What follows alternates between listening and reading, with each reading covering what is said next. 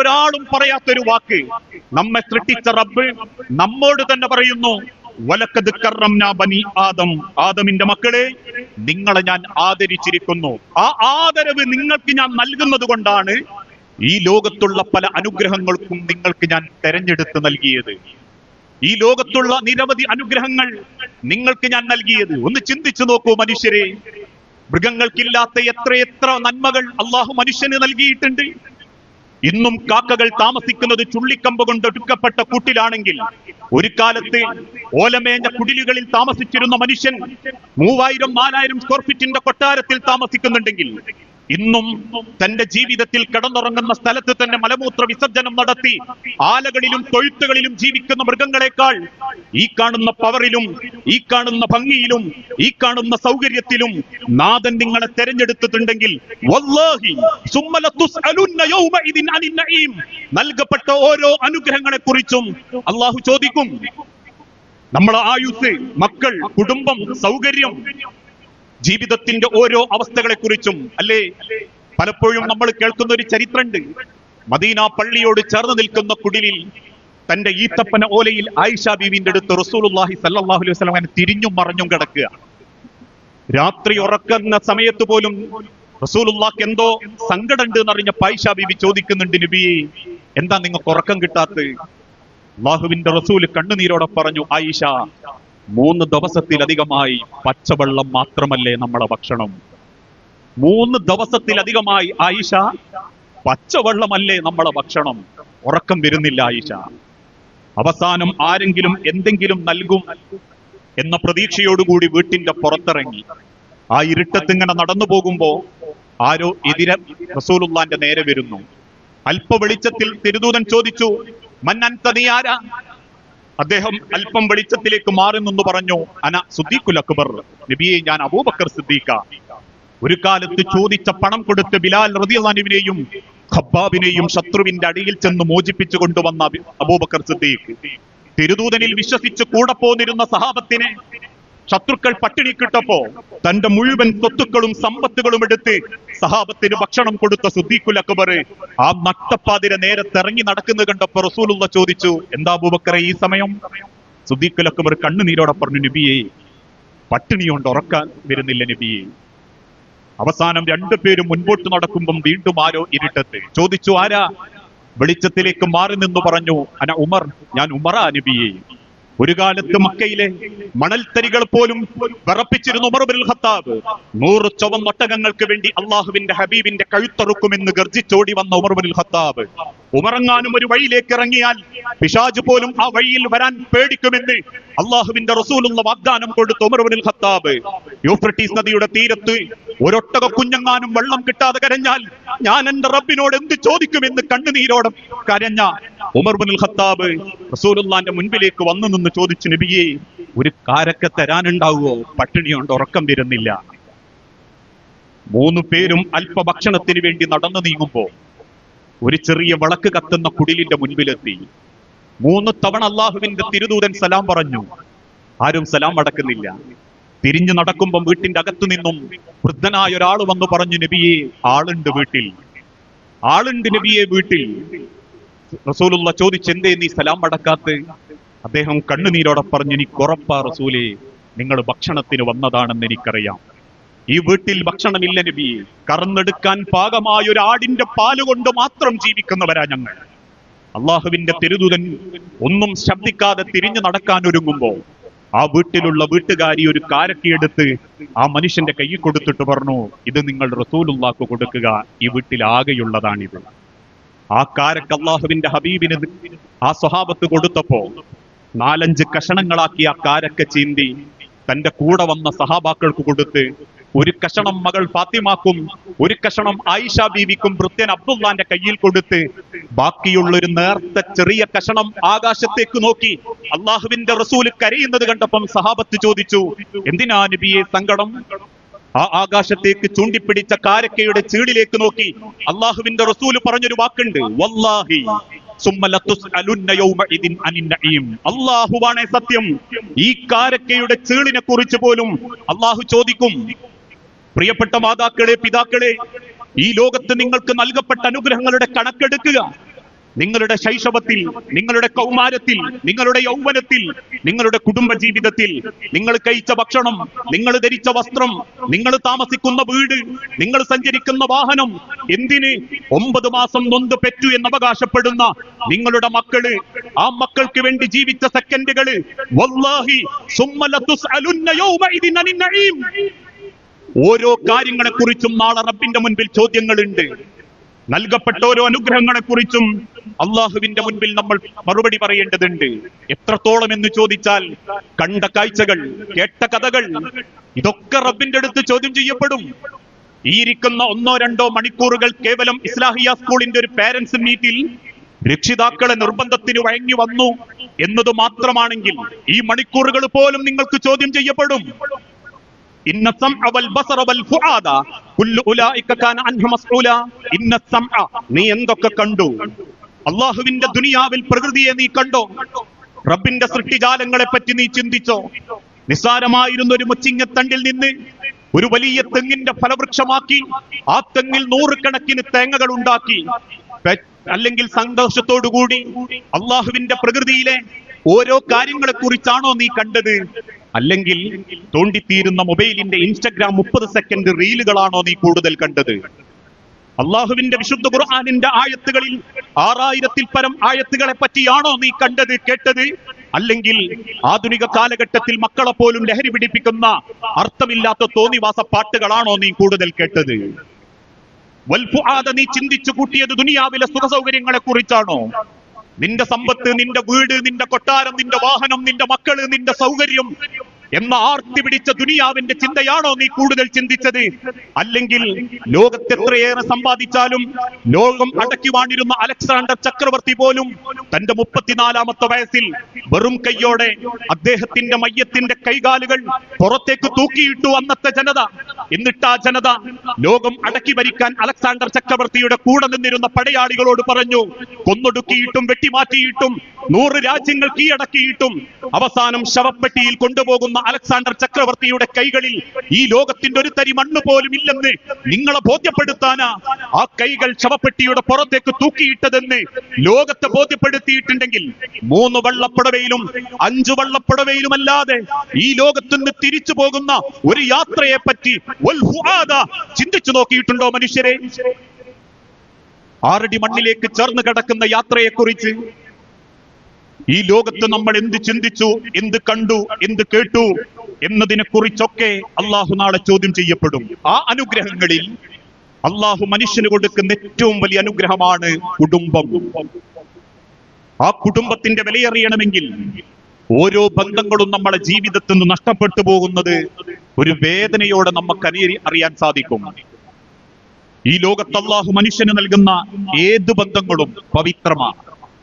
എന്റെ ജീവിതത്തിൽ അള്ളാഹു എനിക്ക് നൽകുന്നത് എത്ര ബന്ധങ്ങളുണ്ടോ അത് ഹലാലായ ഹക്കായ നിലക്ക് പടച്ചോൻ ചേർത്തി തന്നതാണെങ്കിൽ ഓരോ ബന്ധങ്ങളും എനിക്ക് പവിത്രമാണ്.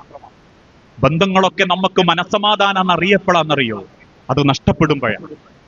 ഒന്ന് വന്നോക്കാനും എന്തൊക്കെയാണ് വിശേഷം എന്ന് ചോദിക്കാനും സാരല്ല എന്ന് ആശ്വസിപ്പിക്കാനും ഒരു കുടുംബക്കാരൻ, എന്തിന് ഒരു വാപ്പെങ്കിലും ഇല്ലാണ്ടായി പോവുക എന്നുള്ളത് നഷ്ടപ്പെട്ടു പോകുമ്പോഴേ നമ്മൾ അതിന്റെ വിലയറിയും. ജ്യേഷ്ഠനും അനിയനും ഒക്കെ ഏതാനും ചില മാസങ്ങൾക്ക് മുൻപ് കുടുംബത്തിൽ ഒരു മരണം ഉണ്ടായപ്പോ എന്റെ വാപ്പ അങ്ങനെ ഒറ്റക്ക് കരയുക. അപ്പൊ ഞാൻ ചോദിച്ചു, എന്തിനെ വാപ്പ നിങ്ങൾ ഇങ്ങനെ സങ്കടപ്പെട്ട് കരയുന്നത്? എന്നോട് പറഞ്ഞ്, പടച്ചോൻ നിന്റെ വയസ്സുള്ളവരെയൊക്കെ തൊട്ട് തുടങ്ങിയിട്ടുണ്ട്. പടച്ചോൻ നിന്റെ വയസ്സുള്ളവരെയൊക്കെ തൊട്ട് തുടങ്ങിയിട്ടുണ്ട്. അതിനർത്ഥം ഇനി പോകാനൊക്കെ ഒന്ന് റെഡിയായി നിന്നോന്നാണ് പടച്ചോന്റെ ആ ഒരു സൂചിപ്പിക്കല്. നമ്മളങ്ങനെ ചിന്തിക്കാറുണ്ടോ? നമ്മളെ പ്രായമുള്ളവനും പ്രായം കുറവുള്ളവനും ഒക്കെ പെട്ടെന്ന് മരിക്കുമ്പോൾ നമ്മളെന്താ ചിന്തിക്കുക? പടച്ചോനെ കെട്ടിക്കാനുണ്ട് മക്കള്, അല്ലെങ്കിൽ ഓളിപ്പം ചെറുപ്പക്കാരെത്തിയ മക്കള് എത്തിമക്കളായി പോയി. അല്ല, പടച്ചോൻ ഓരോരുത്തരെയും തൊട്ട് വരുന്നുണ്ട്. ആ തൊട്ടത് നമ്മളെയാണെങ്കിൽ നാളെ പടച്ചോന്റെ ഈ ദുനിയാവിൽ നമ്മൾ ഉണ്ടാവൂല. നമ്മളില്ലാതായതിന്റെ പേരിൽ ഈ ലോകത്തിനൊരു ചുക്കും സംഭവിക്കാനില്ല. നമ്മളില്ലാതായതിന്റെ പേരിൽ സൂര്യൻ ഉദിക്കാതിരിക്കുവോ?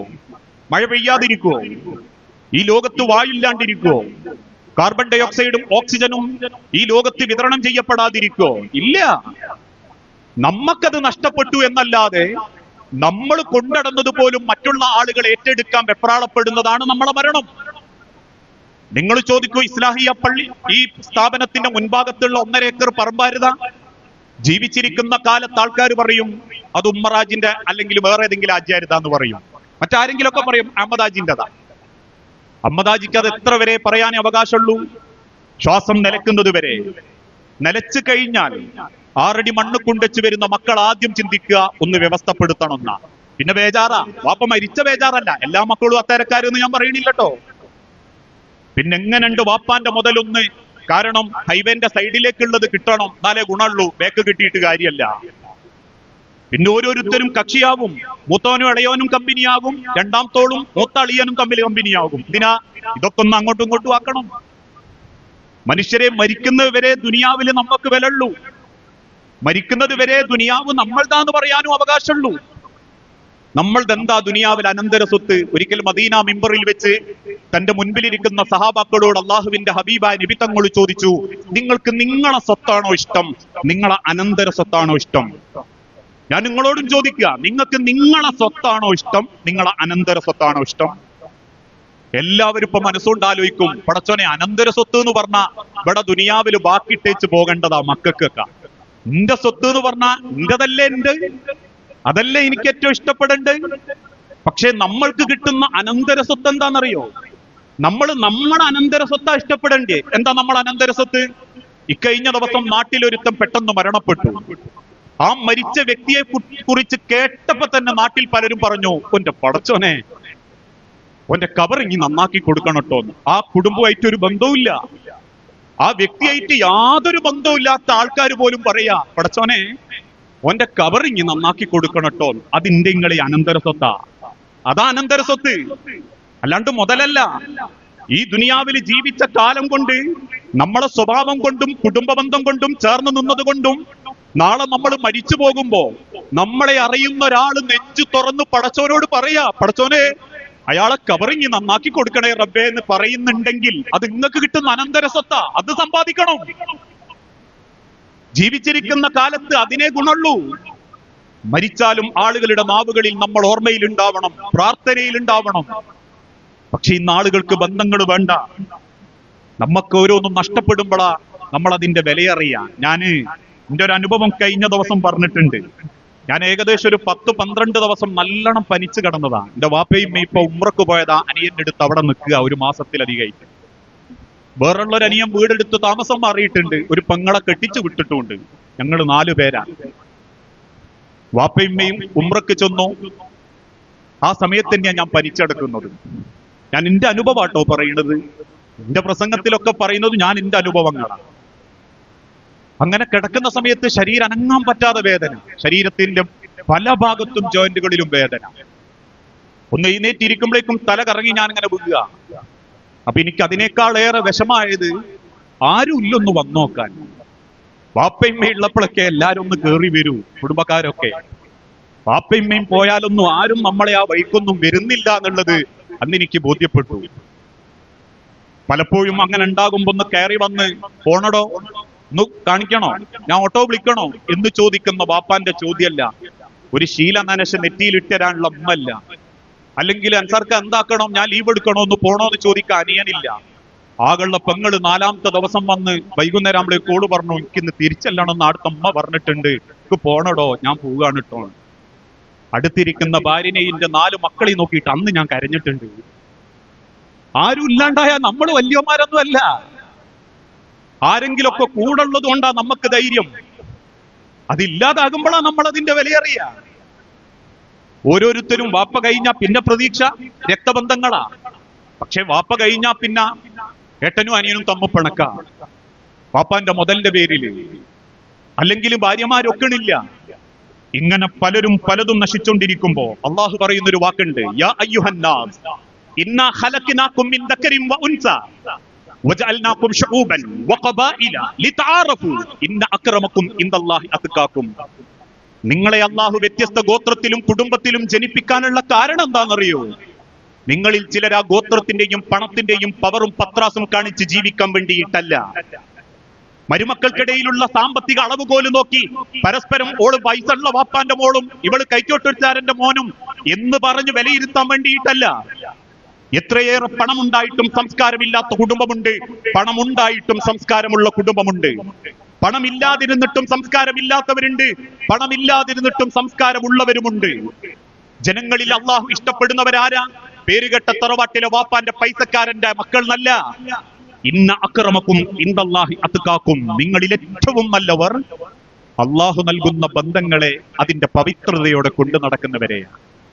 അള്ളാഹ് നൽകുന്ന ബന്ധങ്ങളെ, ഏത് ബന്ധവും, അതെനിക്കെന്റെ കുടുംബാവട്ടെ, എന്റെ ഭാര്യ കുടുംബാവട്ടെ, എന്റെ വാപ്പ കുടുംബാവട്ടെ, ഉമ്മ കുടുംബാവട്ടെ, ഏത് ബന്ധങ്ങളെയും ആ സ്നേഹത്ത് കൊണ്ടടക്കുന്നവരെയാ അള്ളാഹ്ക്ക് ഇഷ്ടം.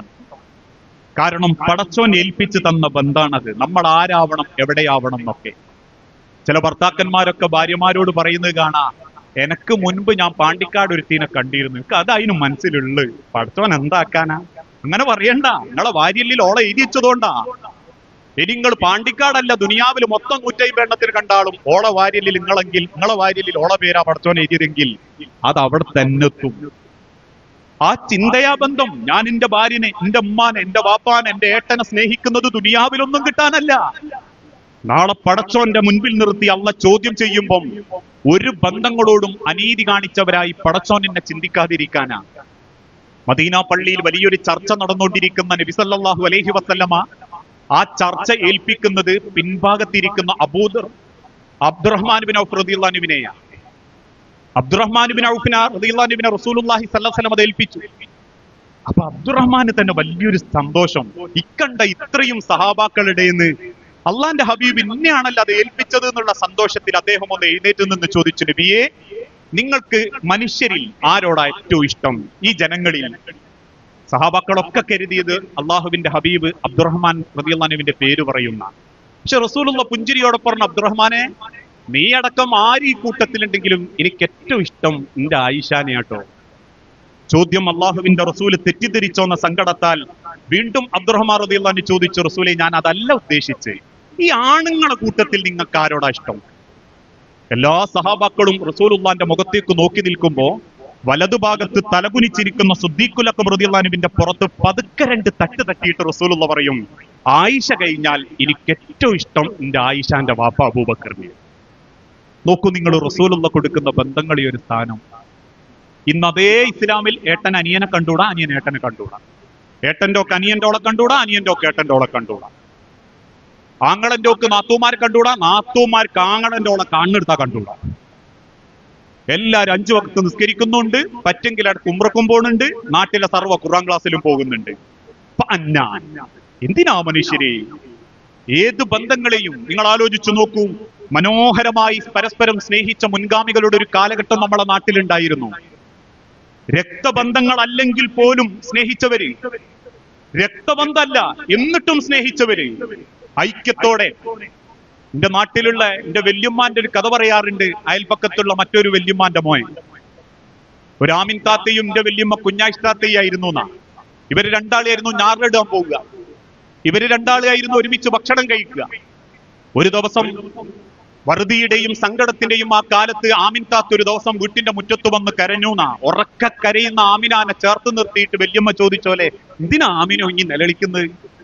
ആമിൻ താത്ത പറഞ്ഞ പോലെ, എന്റെ 2 ആൺകുട്ടികളും പട്ടിണി എടുത്ത് നിലവിളിക്കുക, എന്തെങ്കിലും ഉണ്ടെങ്കിൽ എനിക്ക് തരണം.